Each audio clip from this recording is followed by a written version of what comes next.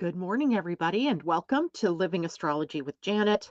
It's time to grab your cup of coffee or your tea, sit back while we chat about everything that is going on in the world, in the sky today, tomorrow, and the rest of the week, all the way until we get to March 11th. Really, we are on one long train of aspects and big ticket items happening up in the stars that are sure to stress us, create openings for us, uh, and many other things that we are going to be talking about today.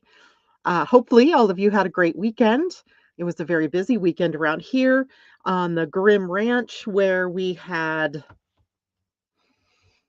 construction going on, right? And before construction comes destruction. So there were a lot of trees and plants and things that had to be taken out. And, that part just kills me. But the really good news about that is that so many of the trees that were taken out were actually damaged and were likely either going to become, issues like falling on cars or falling on houses. And that taking them down became kind of a blessing in disguise. But the construction started, it's cleared, and now begins the process of getting it all ready for the new house to go in and the new landscaping to go in. Yowza. I don't know how long this process takes, but it's going to be interesting. Luckily, though, the contractors are not spending time here during the week at the hour that you and I are meeting. So that's good because then I don't have to have my headset on necessarily for you all to hear me. So yay, right? There's some good things. And of course, there's the might makes right kind of weekend that we had with the US and Israel joining forces to attack Iran. Now, don't get me wrong, I'm not necessarily someone that thinks, that what was going on in Iran was a good thing. I'm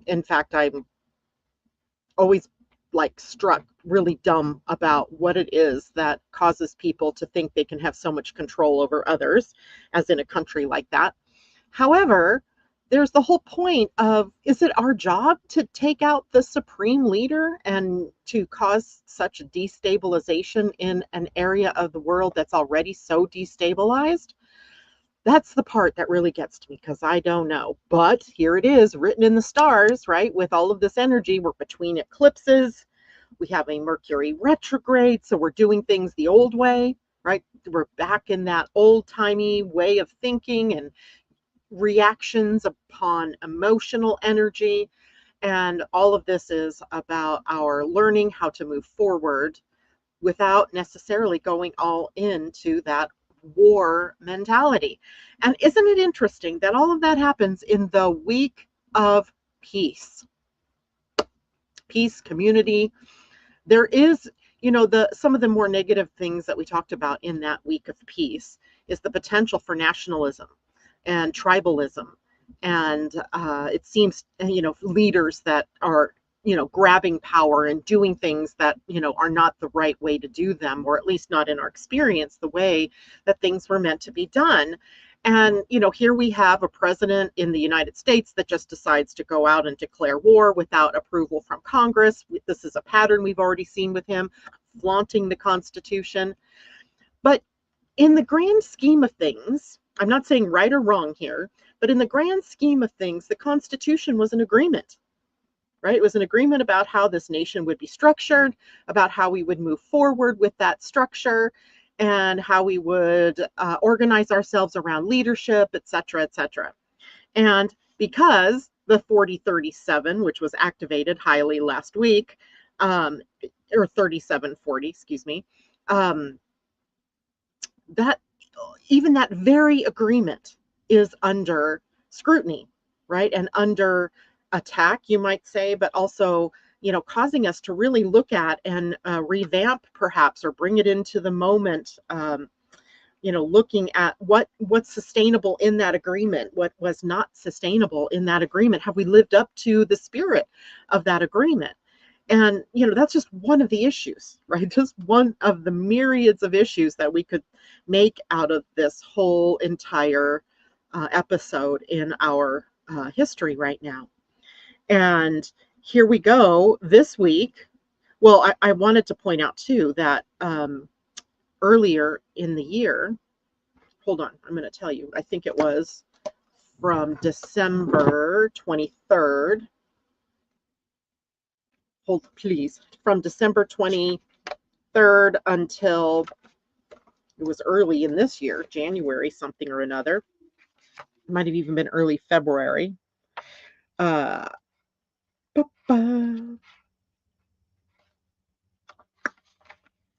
oh yeah, we're here now. Oh my gosh, that's right, we are here. That particular energy of peace and of how do we keep good agreements has been activated since December 23rd by the North and the South Node, right? That is huge because all last week, of course, that the sun and the earth were at those two gates. So we have this pattern building up around agreements that we've made, whether those agreements stand the test of time, whether they are emotionally aligned or not. And then what do we do about it, right? Do we respond, which means we take a breath before we do and take any actions? Or are we just going to jump in feet first, beating up the bully, being the bullies like we've always been? So there's so many questions in my mind around all of this, right? And yet underneath it all, there's this certain rightness in the way that the energies are playing out, and in the way that it is bringing up these particular issues to our surface, right? Up to the surface. And, this morning we are going through a literal frequency change, right? We're moving from that 3740 energy into the 63 and 64, which are energies that are up in the head center. And the sun will be at 63, the gate called curiosity or doubt in traditional human design, while the earth is moved into the 64, which is the gate of divine transference or the gate of confusion in traditional human design. So we have confusion and we have doubt that are the shadow energies of these two particular gates that are, being brought to us at this point in time. And in its shadow, the gate 63, let me share my screen here with you guys so you can see where these are on the human design template. There we go. Let me go StreamYard so I can actually see it too while we talk. All right, so if we look at the human design template here, or the map, up here in the head center, you'll see the gate 63. This is where the sun is located now, as of today, and the gate 64, which is where the earth is located as of today. And the gate 63, or the gene key 63's shadow, is doubt. And it's not so much about whether we doubt what other people are telling us or we doubt the veracity of things. It's more about how do we doubt ourselves, our own hearts, our own motivations, and so forth. In its gift, this is the gift of inquiry, asking the right questions, right? Being able to put, into words the question of the day, if you will. And when we get to its highest expression, the gate 63 is the gate of truth, right? The truth, the capital T, truth, right? That is the highest expression. And then this is the mental pressure because the head center here, the top center, is a pressure center. And the pressure here is to ask questions, to start the questioning process. And when the gate 63 is activated, as it is now, we start asking, is this true? Who benefits? What's really happening? And what am I missing? I asked that same question to myself this morning, like, what am I missing in the picture of all of this energy that's lined up right now? And you could say, if you feel like questioning everything right now in your life, that's not paranoia, right? It's not really you being paranoid. It's asking questions that help to stabilize or crystallize the frequency, right? It's by asking good questions that we actually can see where we are and what we're going to be doing or where we're headed. But the 63 emphasizes truth, not conspiracy theories, not any kind of conspiracy, because it wants clarity. It really wants the nitty gritty truth. It wants truth that withstands the questioning process. right? The questions that run really deep, right? What's really going on here? What am I really meant to be learning about this time and this place and these actions and these trauma dramas that are occurring? What am I meant to be learning? And yet, the Earth, the grounding point in all of this, she's sitting at the gate 64. In quantum human design, this is the gate of divine transference. This is when the energy from source or the divine creator or God or whatever your name is, label is for this. This is where that energy comes in to us through the head center, right, and down into the body. And in the lower expression, this is confusion energy, because often what happens is something drops in and we don't know what to do with it. We don't know what to make of it. We don't yet have the right questions to ask. We're needing to wait for some kind of clarity. Yet it is the pressure for us to make sense out of the chaos or out of the confusion that's just dropped in. In the shadow, of course, that means it is confusion. In the gift, this is imagination, where maybe we have to, rise up a little bit so we can see what the confusion is bringing to us. And when we get to the highest expression, it's illumination. The light bulb comes on. And this is a bit of a jumble of energy because it's in our minds, it's mental pressure, and the mental pressure with the distinctive emotional thread that's moving through the rest of our human design. Look at the solar plexus here, right? The solar plexus right now being lit up by all of the inner planets, Mercury retrograde, Mars, Venus, and the nodes, right? The nodal axis. So we have a lot of emotional energy that we're meant to be learning about how to use responsively, which also means responsibly, right? And then the energy of the mind that's really pressured to be logical and to act on the impulses that might be coming in from the mind. And this can be something like, I know something is shifting, but I can't quite put my finger on it. I can't quite see it yet, right? With all the loud noises going on, in the outer world, it's still real hard to see, what is the bottom line here? What is it that we're really trying to achieve? And the gate 64, the earth, the grounding, she doesn't solve the issue through force. You cannot force the questions. You cannot force any action here. It resolves through patience, right? Through holding the space for patience. And that insight comes in flashes, right? The opposite gate of the 64, because it's like the axes in astrology where, yeah, we have a Virgo eclipse happening tomorrow, but the Virgo eclipse is across from Pisces where we have this stellium of planets, which we are going to get to this morning, and it's pulling energy across the axis. It's not just Virgo, right?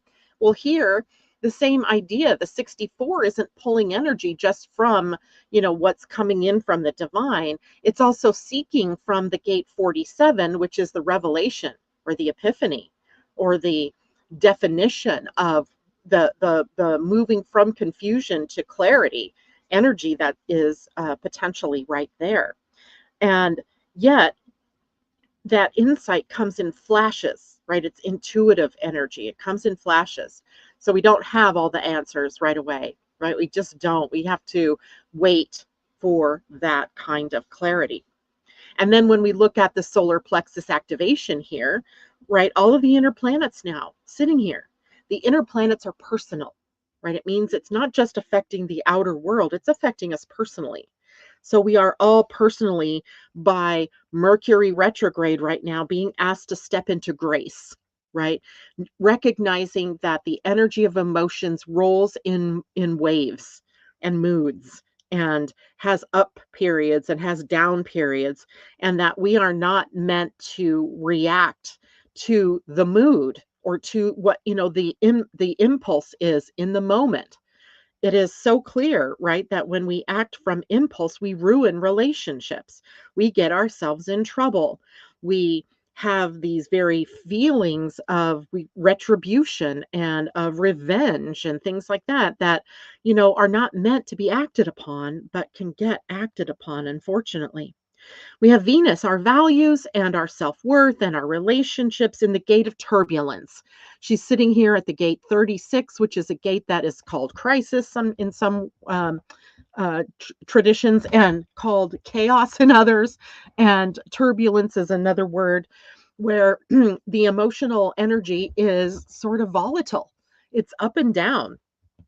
So then we have Mars today changing signs. We're going to get to that as well. He's changing signs, but he's also moved into the gate 55, which is the gate of abundance and faith, having faith that everything is going to be okay. That irregardless of what it looks like on the surface, the universe is working to our best, highest evolution. It's hard to see. It's really hard to see some days. But that means that that emotional center is lit up, and your human design might be an open solar plexus, but right now it's defined by the 4037. So you may be feeling extra emotionally volatile. You may be feeling extra emotionally reactive. And yet your same lesson it applies, right? Learning how to be responsive in your emotional energy, not reactive, right? Reaction says, well, I'm going to give you back the key and I'm not going to do any more work here because because you did something bad to me. That's reaction. Response says, well, maybe I need to rewrite the agreement that I've made with this place or in this relationship.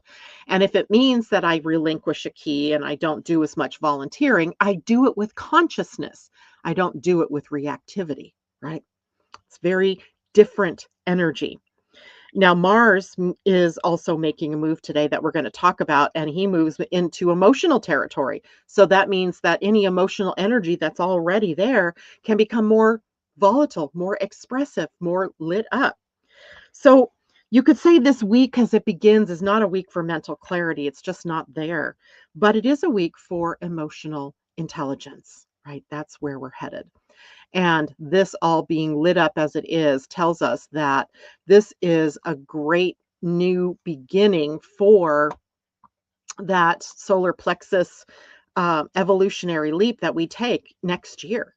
Right, next year it's coming. It's right coming to a neighborhood near you, coming to your life, and we're practicing it now. Right, we're practicing it now. Now, I also find something else fascinating about this particular week in that the sun and earth this week are activating the very same gates that the nodal axis was in late in 2025 and into early 2026. It's almost as if the cosmos is asking us, did we get the lesson? Did you learn? Did you learn something? And if you learned something, what did you learn? And how are you expressing that learning out into the world now? Back then, we were under this evolutionary pressure. It was the north node at the gate 63, where the sun is now this week. And it was the south node, where the earth is this week. And we had this evolutionary pressure to question everything and to sit in uncertainty, to sit in it, sit in that pot of uncertainty. And now that same frequency returns, although for a shorter period of time, but this time through awareness, right? The sun's bright light of awareness and the embodiment that the earth brings to us. So it was from early November through December 2025 that the evolutionary storyline itself um, was in curiosity and doubt and in faith or in confusion and illumination. So, boom, right? We are like almost the exclamation point at the end of this sentence. And that was when the collective karmic pressure, let's call it, was about questioning the narratives, questioning why are people saying what they're saying? You know, what are they hiding behind in the narrative? Sorting the truth from the distortion in the messages that we were receiving, living in ambiguity because we just didn't have that real bottom line clarity yet. And we were also learning to tolerate that confusion before we had clarity, meaning that we were waiting for the moment of truth, right? We were waiting. There was a recognition that we needed to have that the truth comes out over time. And now the sun and earth at those same gates, our conscious life force and our grounding axis is activating those exact same gates. And it's like an echo. right? An echo back to November, December. It's a revisiting of some very recognizable themes, perhaps, that we were dealing with back then. And it's almost like the universe whispering, did you get it? Right? Did you get this lesson? Because if you didn't get this lesson, then this week it's going to pound you. It's going to come in. It's going to come in. And I don't mean pound you in a bad way necessarily. I do mean, though, that definitely those emotional things are going to be showing up on your screen. And in the invitation will be for you to greet that emotional energy with response as opposed to reaction. Okay. Is anybody confused by that? If so, let me know in the chat as I go and say hello to everybody. I saw my husband out there first thing. Apparently he's got a busy day already. And then I saw Nargis out there. Good morning to you, sweetie. And Catherine Worcester, good morning to you. Julie, good morning and happy Monday. Peggy, good morning. And J-Lo, good morning. And listening at 2.0 speed. Am I talking really fast? I love it. Jana, good morning to you. She says, light it up, ready for solar plexus evolutionary leap. My 5539 is, or the channel is defined, as is mine. Chiron at one end, and I believe it's my Mercury at the other. So it's a message that I have to give to all of you, apparently. Hopefully I'm doing a good job of that one. Good morning to you, Christine, and good morning, Tamra. She says, ugh, was late. We'll need to rewind. That's okay. We haven't gotten to all of the goodness yet. And good morning to you as well. All right, let's like clean this up for just a minute before I jump into Mars moving into Pisces today. When a nodal storyline returns, as is happening this week, and it happening via the sun and the earth, it often means that the lesson has really moved from the evolutionary pressure into conscious awareness.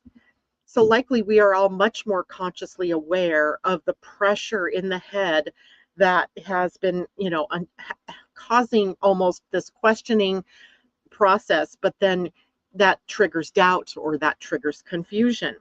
And the nodes are saying that this is where the growth must occur, right? That's what that was saying during that period of time. And the sun says, now you see it, right? Now you see it. And the earth says, now you embody it, right? Now you ground it in. So this week really isn't introducing anything new from the point of view of the human design. It's really asking us to kind of think about what did we really learn about in November and December. And even, up until early January, it was December 23rd when the nodes moved to where they are currently. What questions did you ask then? Or what questions was the universe asking of you at that point? And what confusion surfaced as you tried to answer those questions? Maybe discovering I can't answer that question. And then what narratives began to unravel? Now, I see this as happening in the outer world, but also in your own self. What narratives began to fall apart, right? That you couldn't hold on that storyline anymore. So this week becomes a checkpoint to all of that, all right? And now, as we layer in Mars moving into Pisces and tomorrow's lunar eclipse, we can see that back in November and December, this was a mental undoing, right? This was a mental thing that was going on. And now the same mental axis is activating while the solar plexus is lit up, right? The solar plexus wasn't lit up this way at that point in time. It's activating while Mars is moving into Pisces, right? Moving into very sensitive, emotional territory. And while we have a Virgo lunar eclipse approaching, right, tomorrow. And so the storyline has kind of shifted, or is in the process of shifting us from the mental questioning into emotional integration, right? So now we don't just question the truth, we really feel our way into it. And we don't just tolerate confusion, right? That mind craziness. We're surrendering to clarity, which means if there's not clarity in the moment, don't spend your time in confusion. Choose to do something else until the clarity comes. The thing is, clarity often drops in when we least expect it. Right? It comes when you're, washing the dishes and suddenly you go, oh, duh, that's how it works. At least in my life, that's how it happens. And I'm betting for all of you, it happens sort of like that as well. So there's something here for us all to understand. Number one, the gate 63's doubt is activated until truth stabilizes, right? So doubt niggles away at us, right? Until the truth actually is foundational. And the gate 64 sits in confusion until illumination lands, until that light bulb turns on. And when these gates repeat like this, and they have been, like we've had a couple of instances where I've gotten to tell you, oh, and this happened back there. And now what does that mean for us here? The teaching is often stop trying to force with power, or stop trying to force the answer, powering your way through to an answer. Let the pattern reveal itself to you over time, like what is showing up and what, don't try to drop meaning into something right away, right? Those emotional reactions that we have do not serve to align us. They just don't, right? They undermine us. They make us feel bad. They make us feel dishonored, disrespected. And and if we're behaving from that place, you're not going to find respect. You're not going to find honor, right? So make sure you're responding, not reacting. And that pairs beautifully with this Piscean energy that's very activated right now, right? Pisces dissolves control. The gate 63 stops compulsive doubt. And the gate 64 asks us to relax the mental pressure. Okay. So right now we are shifting our ideological questioning, our seeds of doubt that we've planted or had been planted in us from other experiences, information that destabilized our certainty, our ability to know how things are working. And this week then could bring us recognition, could bring us integration, could bring us epiphany, could bring us emotional processing of what was intellectually introduced back in November and December that now needs to be brought to emotional integration or emotional digestion, right? It's almost like we had mental disruption back in November, December, and now we have this emotional digestion or assimilation that needs to take place. So this big week takeaway isn't about panic. Don't panic in the emotion. Don't jump into reactionary energy just because something weird happened. It's about maturing, right? Maturing our emotional selves, right? To become more mature. And Pisces energy also asks us to trust the process, right? The process of what we're going through. So here this week, then the questions return. Like, why are we here? What are we doing? Why is this happening? What do I do next? How do I solve this? But this time, rather than locking it up in our minds and making it a mental process, we bring it into the emotional solar plexus and we feel the answers, right? We're not going to find them up here. We're going to find them in the emotional response. Okay, hopefully that makes sense to everybody. Good morning, Asa. Good morning, Teddy. Good morning, Patty. Good to have you guys joining us this morning. And Christine says, was here late. What's happening with the gate 59? 59 moon Scorpio. Nothing is at 59 that I can tell right now. Let me take a look real quickly here across my thing. Yeah, nothing's at 59, Christine, but the moon was at gate 59 over the weekend. So, issues around sustainability, our tribalism, all brought to the surface on March 2nd, actually even the 27th or 28th of February. So, or March 1st, I mean. So, boom, right? It was activated. It was the moon, so it was moody. It was also impulsive, likely. I think, it's so interesting that Mercury is retrograde right now when we go to war with Iran with no support from Europe, basically the support only coming from Israel, and how I don't know how alliances have shifted, right? I mean, it's like you see it right there in the world. All right, let's switch now to Mars entering Pisces.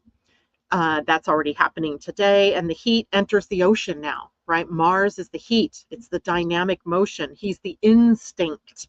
He's the move now piece, move now, act, right? React. And Mars is the part of us that pushes, that fights, that asserts ourselves. And when Mars enters Pisces, it doesn't lose power so much as it loses clarity, because Pisces is nebulous, right? It's blurry. It doesn't have quite this real distinct answer. And the fire's dropped into water. What happens when we drop fire into water? It extinguishes the flame, right? Turns it to steam. And the flame doesn't go out immediately. It hisses, right? Or it steams and it becomes something less visible, but still active. And Mars in Pisces now is going to be taking action through emotion. So you can imagine that Mars might be just a titch frustrated in the sign of Pisces, right? A water sign. Mars in Pisces acts through belief and through moral narrative. Just watch how the story's being outlined to us about why it is that we invaded, or why we bombed Iran, why we decided it was time to kill their supreme leader. I'm not saying again, right or wrong, don't go there, because that's not my job. My job is just to point out how the astrology here is mirroring what's going on in this outer world. But Mars in Pisces also tends to have a more compassionate side that appears, or confusion, right? Confusion, Mars, that action. Now I don't know which direction to take. There's confusion. There's confusion in that I think it was Kuwait accidentally shot down 2 US jet fighters, instead thinking they were possibly Iranian or from, some other place. So this is rarely clean when Mars drops into Pisces. It can inspire acts of sacrifice. It can be a time where we're motivated by empathy and compassion, but it also blurs those boundaries and makes motives hard to read. Like, what is the motivation, right? And here's what's really important. Pisces is the last sign of the zodiac. So we are in a closing phase.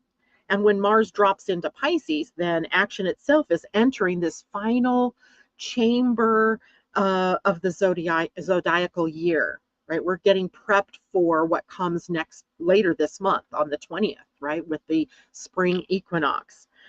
So there's something about today, this week, Mars in Pisces, the lunar eclipse, the rest of the transits that happen in the wake of that eclipse, that feels like old conflicts resurfacing, and they are, right? We see them.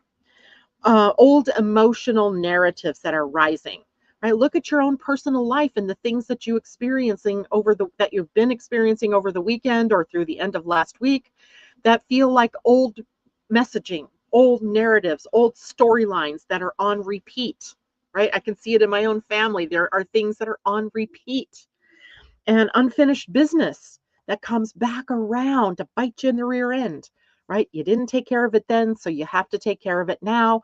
And the emotional overreaction to it all is not going to help matters, right? In fact, it undermines your own power and your own authority. And this is not some random cycle. This is really a very cyclical, almost predictable. We should have been able to predict this time about how the cycle will repeat itself. And because Pisces rules the collective unconscious, what happens under Mars in Pisces then often feels bigger than the individual moment. It does feel almost epic, right? Almost like this cinematic expression of the drama that's in our own lives, but also in the outer world. It touches ancient memory and, maybe our religious or spiritual identities, our historical grievances, our personal grievances against people.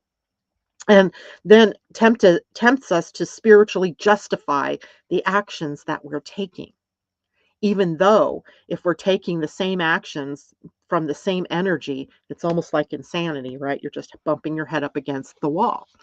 And it's not necessarily explosive energy, although we're seeing some of that explosive energy, but it is mythic. This is a mythic thing that is going on. And this isn't just Mars in Pisces. Let me have a moment here to bring up the chart this is the chart for tomorrow's full moon lunar eclipse. I want you to take a look over here at the left side of the chart at the stellium of planets that are sitting in Pisces, right? So we have the sun in Pisces. We have Mercury retrograding in Pisces. We have Venus in Pisces. She's at the very end of Pisces, but she's there. And we have the North Node in Pisces backing in, right? So it's moving toward the 0 degrees. And now Mars joining them there. And that's a stellium in the final sign. It's like the final countdown. I mean, is it the final awakening, the final breath of consciousness of, or maybe the final out breath of unconsciousness with the intake and the in breath of consciousness? When that much energy sort of pools in the sign of Pisces, we are in a liminal space, an undefined space, waiting for us to fill it. Like, what are we going to fill it with? What meaning are you going to attach to these things that are happening in your life or to the outer world? And Mercury retrograde here says old stories resurface, right? That conversations loop, right? We're having, like, didn't I just have that conversation with someone? Truth feels slippery because it is, right? It's slippery. Venus in Pisces now says values can be softened, right? Softening our values, but compassion may be increasing. She softens everything here. Boundaries blur. And then we have the North Node here, the destiny, our pull collectively toward the future. And it says now that we're in this deep Piscean energy, growth comes through surrender and empathy and faith, not through control, not through some of the old vengeful reactionary energies that we've used for centuries, right? And Mars entering that ocean of Pisces amplifies everything, right? He's now this action principle dropped into the sea. And this week begins then quite emotionally saturated, if you will, right? There's so much emotion available here. And then the Virgo eclipse. So this chart that you're looking at on the screen is actually the chart of the eclipse. If you look to the right side, you see that is the moon. She is conjunct the south node tomorrow, which is what drives the eclipses. And when we have a south node eclipse, you can tell it is time to release something, that something is letting go, that something's been revealed, that we are coming to the ending of something. And in this case, the moon rising in Virgo here, or being in Virgo, Virgo is the opposite sign from Pisces. So Pisces dissolves and Virgo assimilates. And Pisces blurs while Virgo attempts to create clarity. And Pisces says, let it all flow, while Virgo is actually much more about what actually works, right? What's really working, what works, what makes sense. And this lunar eclipse happens when the moon is conjunct the south node, which means karmic release, right? We're letting go, we're untying the knot, we're releasing ourselves, untethering. And the south node in Virgo suggests what it is we're releasing: overanalysis, hyper control, perfectionism, systems that have become too rigid, and maybe even methods that no longer functions, behaviors that no longer function, that are not of support to us.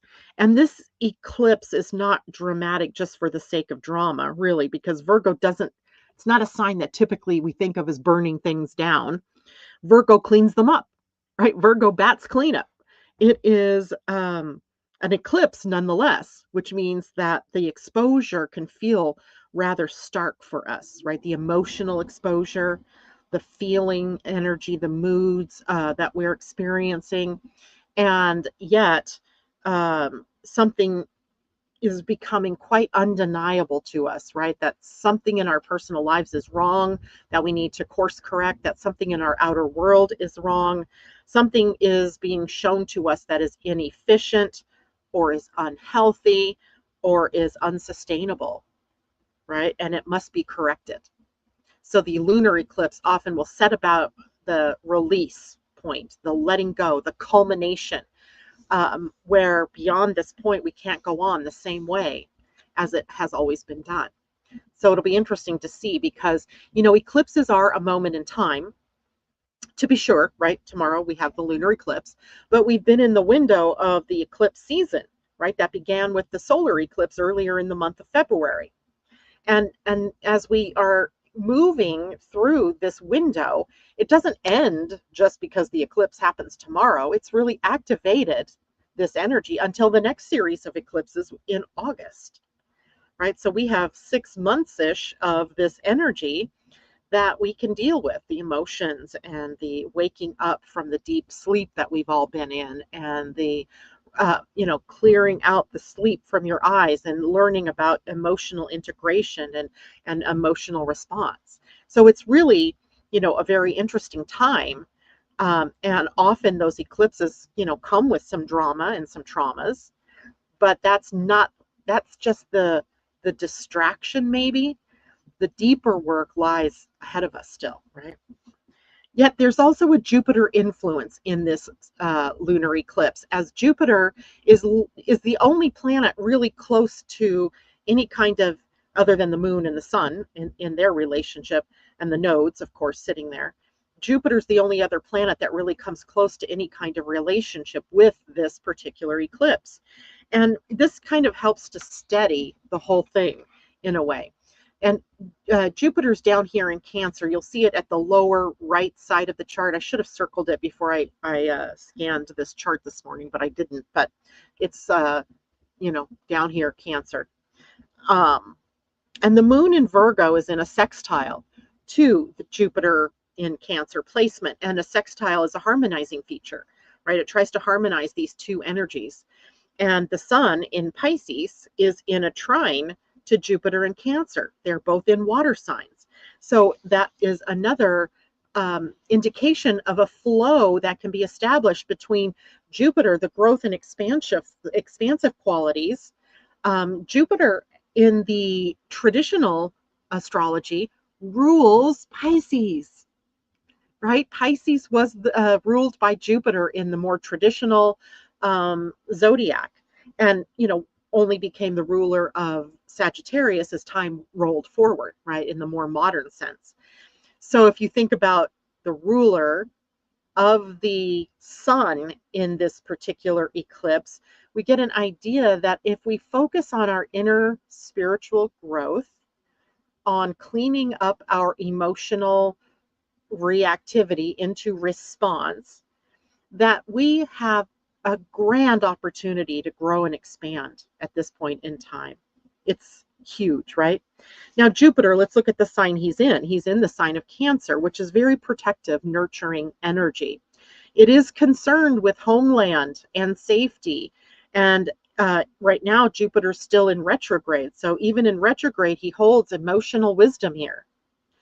And that means this eclipse is not in just isolated tension. It is supported by water trines, and that means there's some coherence in the field of energies. And there's perspective available. If we step back and we look in without being in the middle of the pity party or the emotional reactivity, if we can step out of that for a moment, we can see from a higher perspective. And there is, protection woven in. There are other themes that come to surface here. But while the week feels really intense because of all of this emotional, potentially volatile energy, it doesn't feel annihilating, right? It doesn't feel like total destruction. It feels more like it's corrective, right? That we're course correcting so that we can become sustained in our world, in our lives, right? If that's happening personally to you, maybe you're in a situation that is unsustainable. And the whole eclipse sets you up to become more sustainable. There's nothing wrong with that. It just feels to our minds like we have to be reactive to it, right? And in our solar plexus, right? Now, in the bigger picture, Mars in Pisces floods the emotional field. And then the Virgo eclipse here kind of filters it, right? We're filtering it. And the South Node is about releasing the outdated systems and the outmoded ways that we react to stuff. And the North Node pulls us toward compassion and surrender and those yummy Piscean qualities of spiritual connection, of acceptance and tolerance and universal love, oneness, right? It pulls us in that direction. And Jupiter's holding the as a container for that, the opportunity for us to become emotionally mature. Okay. And I looked out at the world. I think it was whatever day, I can't remember. It was Saturday. It must have been Saturday. So the 28th. And it looked like this was going to be Armageddon, right? Did you guys have that moment where you're looking out at a world where you wake up to war and you're like, oh my God, is this the beginning of the end? Is this World War III? Is this leading us down some kind of terrible road? But it really isn't that, right? I mean, surely if that's what we want to focus on, then that would be kind of what we end up creating as human beings, right? And I can't believe that anybody really wants, well, there may be some people that want that, but the bulk of us are not wanting that. But this is purification energy. The lunar eclipse in Virgo purifies what no longer can be sustained in your life, right? Or in the world. And it's the final sorting for us before the Aries season begins later in the month. So let's let go of all the things that don't work. Let's purify our motives. Let's purify our hearts and our solar plexus so that we can move forward cleanly when we get to Aries energy. Now, still, the personal translation of all of this, the Mars in Pisces, the lunar eclipse in Virgo, means that we might be feeling very emotionally overwhelmed, right? Raise your hand if you are being emotionally volatile right now, or you're feeling these high emotions rolling in. Um, yeah, it was an emotional weekend, right? Um, and then from that emotional weekend energy, we might feel unsure of how to act, how to behave, how to, put all of this in perspective. Like pushing harder isn't working. So what do we do? How do we behave? And then the eclipse coming in tomorrow, which is already activated. Where are you overdoing things? Where are you under supporting yourself? Where are you being too emotionally expressive or too emotionally reactive? And what system in your life might need refining? And remember, this is also happening in the outer world. So there's a refining and a purifying going on in that outer world as well. And this week isn't about domination, even though it kind of looks like that, right? It looks like that. It's really about discernment, right? After the eclipse, what happens is the water begins to move, right? We have this moment in time, this eclipse, this moment of stillness, right? Where the moon's energy is blotting out the sun, or the earth's shadow blotting out the moon as it moves between the sun and the moon. And yowza, right? Um, it opens up this emotional doorway, right? Where Mars is the emotional saturation point. The Pisces stellium becomes the collective liminal space, like this space of no space. Virgo eclipse, the sorting, the purification, the release, the discernment, Jupiter's protective energies with the eclipse planets, kind of containing it, right? Keeping it within some form of structure, even though typically Jupiter isn't structure, but in this case, he is kind of holding that space. And now we can shift from the culmination point of the moon to momentum moving us in a new direction. So eclipses together, they don't just expose something and leave it there, right? It's not just about let me open that and show it to you and then close it back up.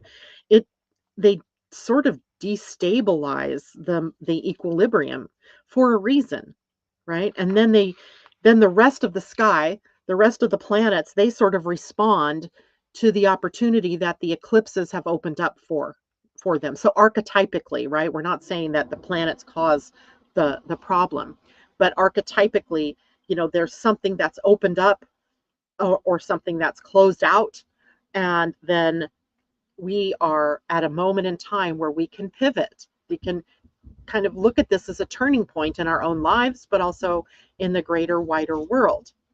And that can feel very destabilizing in the moment, right? The whole equilibrium, the whole balance of power, the whole everything that has held us in place in our lives personally can be upended, and then sets us on a new trajectory or a new path, right? How's everybody feeling out there with all of this? Are you doing okay with this energy? Are you feeling very emotional?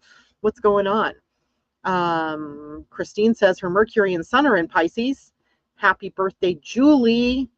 Happy birthday to you. Well, she's on the 5th, I believe. Julie, is that right? The 5th? Coming this week. And Nimira, good morning. Yes, overwhelming, but taking my rest. I love it. That's a good point, right? Because we may need more rest than usual. If you are psychically sensitive, you may be feeling like everybody's energies. You may be suddenly channeling things that you normally don't. You may have dreams that have a lot of water symbolism in it, a lot of change symbolism in it. It's kind of one of those times in our lives where we're really, I think of it as realigning our physical with our spiritual, right? So we had some kinks in that line of connection, and now we're straightening them out, right? I think that's how we could describe that. Christine says Sunday had a moment like that until hearing that my son living in Austin, Texas was okay. That's good. Very good. I'm glad. And it is overwhelming, right? This can be overwhelming. So it does make me want to tell you to take care. Be good to yourself. Nurture yourself. Take some time this week to really be kind, not only to yourself, but to others, right? Because others are under the same influence energies. You're not so insulated that all of the whirlwind is just around you, right? It's around everybody at this point in time. And where our whirlwinds collide is where we have emotional overreaction, right? So pay attention to that. Now, if you guys listened to Tam and I on Wednesday, last Wednesday, when we did the March broadcast, you noted, as I showed the calendar, the vast number, hold on, let me get my pen here so I can point. Here we are today, Mars is moving into Pisces.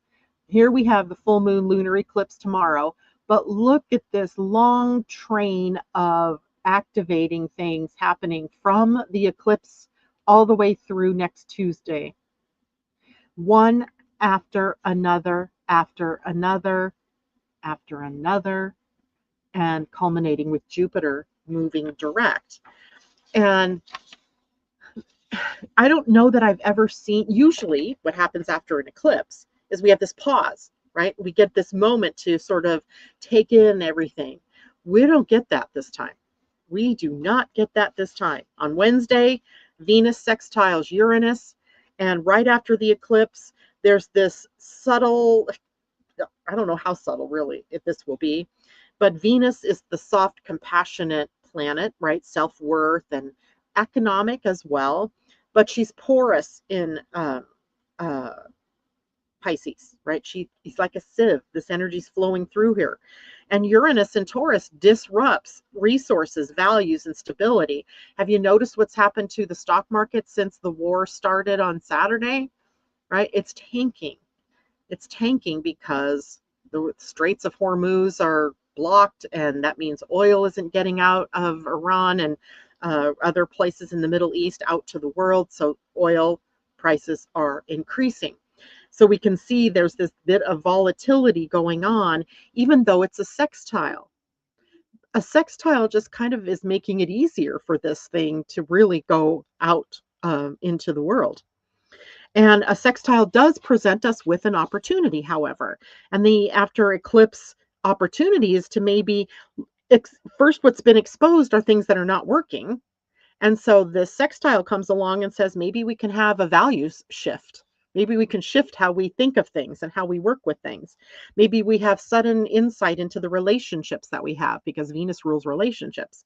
Maybe we have a new way of stabilizing for the future. Maybe there's a new financial resource recalibration that will happen and an emotional awakening, right? It's like a crack of fresh air after the sorting of the Virgo eclipse. However, that might be hard to see, at least initially, because Uranus tends to bring surprises. And once we see clearly, right? Once we can see clearly, something surprising becomes possible. And this prevents the eclipse maybe from feeling so final, right? It gives us possibilities. Now, Thursday, the sun comes into a trine with Jupiter, and this is pretty big, right? This is two very large and very important factors in our astrology coming together in a positive way. The sun is in Pisces and Venus is in Cancer, or not Venus, Jupiter, excuse me. So now we have water to water. So that gives us a little bit of protection from fire energy, from overly expressive energy, overly hot energy. There's faith, right? Faith, and then there's identity to emotional security, right? So after the Virgo eclipse, this could possibly bring us expansion or a new perspective, or maybe grace, maybe containment, right? This ramps up the eclipse energy, though, by giving it meaning, right? So it's not so much the eclipse happening to us and what it brought, but now we can start to attach meaning. What did it show me about me, or what did it show us about the world? The exposure, the things that happened aren't punitive. It wasn't you being punished. It was more about growth and how you grow through the things that trigger emotions in you, right? That's the growth opportunity. And then as we get to Friday, that energy shifts again in a very powerful way as Venus moves into Aries. So now we start that one after another, the planets are going to start their shift into Aries energy, right? So this is big. This Venus leaving the ocean, right? Leaving the depths and entering into fire energy. And not just any fire. She's entering Aries fire, right? This is where Saturn and Neptune are already sitting, and the next two transits are her conjunction, both with Neptune and with Saturn. And that brings, kind of a bookend energy to the week of emotion, of sorting, of dissemination, of reflection, of dissolution, of getting things like reorganized in your minds and in your hearts.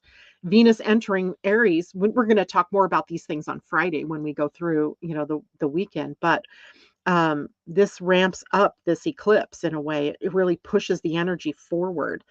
And Venus in Aries begins to choose differently.